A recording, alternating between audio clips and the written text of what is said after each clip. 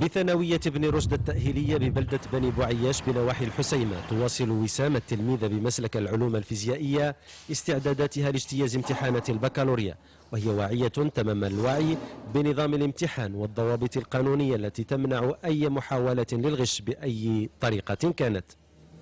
هذه الظاهرة التي ظهرت في الآونة الأخيرة بشكل ملحوظ، لأن الطالب في بداية السنة يقول أنه لن ينجح ولن يأخذ شهادة البكالوريا إلا إذا اعتمد على عملية الغش. هذه العملية التي لها عواقب وخيمة على الفرد وعلى المجتمع إلى ما غير ذلك. أضحى التلميذ يستعطف الأساتذة أو المراقبين في كثير من الأحيان. من ضبطوا في حالة غش هناك عقوبات زجرية أقصاه في السجن لمدة 5 سنوات على ما أعتقد، وهناك عقوبات إلى 2 شهر أو شهر.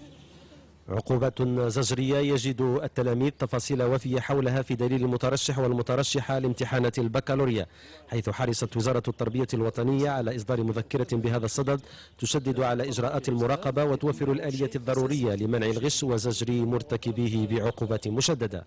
وخصو يعرف المترشح على أنه راه بمجرد ما كيدار في حقه واحد التقرير راه يمنع منعا باتا من اجتياز باقي المواد المتبقية في الآخر في الامتحان ديالو، وبالتالي يعني التوصية والنصيحة لكل المترشحين والمترشحات على أنه يديروا شوية الثقة في الرسوم ويتجنبوا هذه العملية ديال الغش. يمنع منعا كليا الاستعانة بوثائق غير الوثيقة الرسمية التي يجتاز فيها المترشح ومترشحة الامتحان.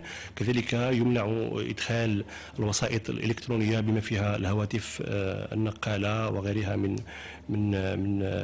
من اللوحات الإلكترونية.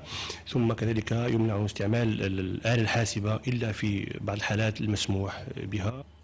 إجراءات تصب كلها في اتجاه محاربة سلوك الغش المشين وضمان نزاهة وشفافية هذا الاستحقاق التربوي الهام وضمان تكافؤ الفرص أمام التلاميذ.